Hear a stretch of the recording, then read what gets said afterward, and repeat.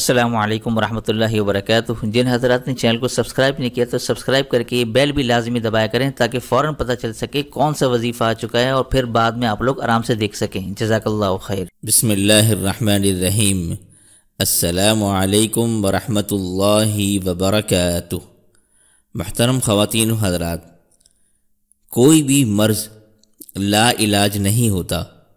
اس کے حوالے سے آج میں ایسا زبردست واقعہ آپ کی خدمت میں رکھنے جا رہا ہوں، یقین جانیں یہ واقعہ نہ صرف آپ سب کے لیے سبق آموز ثابت ہوگا بلکہ اس واقعے سے آپ لوگ ایسا سبق لیں گے کہ آپ خود بھی اس پر عمل کرنے پر مجبور ہو جائیں گے۔ اپنی بیماریوں کے لیے، اپنے لوگوں کی بیماریوں کے لیے انشاءاللہ آپ یہ عمل کرنا شروع کر دیں گے۔ اتنا زبردست یہ واقعہ ہے، لیکن اس واقعے کو ذکر کرنے سے پہلے میں آپ سب سے ایک بات کہنا چاہوں گا کہ اگر کوئی شخص بیمار ہو اور وہ بیماری سے شفا یابی کا خواہش مند ہو تو اس کو چاہیے کہ اللہ تعالیٰ کے راستے میں کچھ صدقہ خیرات کیا کرے ہمیشہ۔ انشاءاللہ تعالیٰ اس کا یہ صدقہ بیماری سے شفا یابی کا ہمیشہ ذریعہ بنے گا، کیونکہ آپ صلی اللہ علیہ وآلہ وسلم نے صدقے کے ذریعے بیماری کے علاج کا حکم فرمایا داوو مرضاکم بالصدقہ، کہ تم صدقے کے ذریعے اپنے مریضوں کا علاج کیا کرو۔ لہذا صدقات خیرات کو اپنی زندگی کا حصہ بنائیں اور اس کے ذریعے بیماریوں سے نجات حاصل کریں۔ صدقات کے ذریعے اللہ تعالیٰ کس طرح بیماری دور فرماتے ہیں، یہ آج کے واقعے سے آپ سب بخوبی اندازہ لگا سکتے ہیں۔ واقعہ کچھ یوں ہے کہ ایک ہسپتال تھا کہ جس کے کمرے میں مکمل خاموشی چھائی ہوئی تھی۔ ایک درمیانے عمر کا شخص سفید رنگ کی چادر اوڑھے بے ہوش پڑا ہے۔ اسے ارد گرد کی کوئی خبر نہیں۔ جسم پر مختلف آلات اور خوراک کی نالیاں لگی ہوئی ہیں۔ مشینیں لمحہ بلمحہ اس کے دل کی دھڑکن نوٹ کر رہی ہیں۔ کمپیوٹر میں اس کے بارے میں مکمل معلومات موجود ہیں۔ سفید گاؤن پہنے ڈاکٹر اپنے مقررہ وقت پر آتے ہیں اور مریض کو چیک کرتے ہیں اور مایوسی میں سر ہلاتے ہوئے واپس چلے جاتے ہیں۔ مریض کی حالت تسلی بخش نہیں ہے۔ وہ انتہائی نگہداشت کے کمرے میں کئی ماہ سے بے ہوش پڑا ہوا ہے۔ ہر روز بلا ناغہ ایک عورت اپنے 14 سالہ بیٹے کے ساتھ اس مریض کے کمرے میں داخل ہوتی ہے۔ دونوں ماں بیٹا مریض کو نہایت شفقت اور محبت بھری نگاہ سے دیکھتے ہیں۔ اس کے کپڑے تبدیل کرتے ہیں، بستر کی سلوٹیں درست کرتے ہیں، پھر ٹکٹکی لگا کر دیکھتے رہتے ہیں۔ ڈاکٹر سے سوال کرتے ہیں، کیا بہتری کی کوئی صورت نظر آئی؟ ڈاکٹر مایوسی سے سر ہلا دیتے ہیں۔ مریضوں کی تیمارداری کا وقت مقرر ہے۔ ماں بیٹا وقت ختم ہونے پر بیچارگی کے عالم میں ہسپتال سے رخصت ہوتے وقت اپنے ہاتھ آسمانوں کی طرف اٹھا دیتے ہیں۔ جب تدبیریں ناکام ہو جائیں، امیدیں ساتھ چھوڑ دیں، ذرائع مسدود ہو جائیں تو پھر ایک ہی دروازہ رہ جاتا ہے اور وہ ہے آسمان والے کا دروازہ۔ یہ ماں بیٹا بھی آنکھوں میں آنسو لیے آسمانوں کی طرف رحم طلب نظروں سے دیکھتے ہیں۔ خاتون اپنے خاوند کے لیے اور بیٹا اپنے باپ کی صحت کے لیے گڑ گڑا کر دعا کر رہے ہوتے ہیں۔ مریضوں کی ملاقات دن میں 2 مرتبہ ہو سکتی ہے۔ ماں بیٹا شام کے وقت پھر آ جاتے ہیں۔ اس ہسپتال کا تمام عملہ اور مریض اس ماں بیٹے سے خوب واقف ہیں۔ دونوں وقتوں میں 1 منٹ کی تاخیر کیے بغیر وہ مریض کے پاس پہنچ جاتے ہیں اور وقت مقررہ پر ہسپتال سے روانہ ہو جاتے ہیں۔ ڈاکٹروں اور ہسپتال کے دیگر عملے کو ان پر ترس بھی آتا ہے، حیرت بھی ہوتی ہے کہ روزانہ 2 مرتبہ مریض کی زیارت کے لیے آنے کا بھلا کوئی فائدہ بھی ہے؟ وہ تو مسلسل بے ہوشی میں ہے۔ پھر ایک دن ایک ڈاکٹر نے اس خاتون سے کہہ ہی دیا، بی بی آپ لوگ روزانہ 2 مرتبہ کی تکلیف کیوں کرتے ہیں؟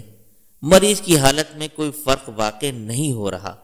خاتون نے اس کے جواب میں صرف اتنا کہا، واللہ المستعان واللہ المستعان، کہ اللہ تعالیٰ ہی سے مدد کی درخواست ہے، بس اللہ تعالیٰ ہی سے مدد کی درخواست ہے۔ بالآخر ایک دن ایسا بھی آیا کہ ماں بیٹے کے آنے سے پہلے معجزہ رونما ہو گیا۔ ہوا یہ کہ کئی ماہ سے بستر پر بغیر کسی حرکت کے پڑا ہوا مریض کروٹیں بدلنے لگا۔ اس نے اپنی آنکھیں کھولی، آکسیجن ماسک کو پرے ہٹایا اور نرس کو آواز دی۔ نرس نے دیکھا تو اس پر حیرت اور استعجاب کی کیفیت طاری ہو گئی۔ اسے یقین نہ آیا، وہ بھاگتی ہوئی آئی۔ مریض نے اسے تمام نالیاں ہٹانے کا اشارہ کیا۔ اس نے کہا ڈاکٹر ہی یہ مشین ہٹا سکتا ہے۔ اس نے ڈاکٹر کو فوری طور پر بلایا تو وہ بے یقینی کے عالم میں بھاگتا ہوا آیا۔ اس نے فوری طور پر مریض کے مکمل معائنے کا حکم دیا اور اس نے دیکھا کہ مریض مکمل طور پر صحت مند ہے۔ اس نے مشینوں کو ہٹانے کا حکم دیا اور کہا کہ مریض کے کمرے اور جسم کی صفائی کر دی جائے۔ تھوڑی ہی دیر بعد دوسری مرتبہ مریضوں کو دیکھنے کا وقت شروع ہوا جاتا تھا۔ وقت مقررہ پر ماں بیٹا کمرے میں داخل ہوئے تو ان کی آنکھوں میں خوشی کے آنسو تھے۔ وہ بے یقینی کی کیفیت میں تھے۔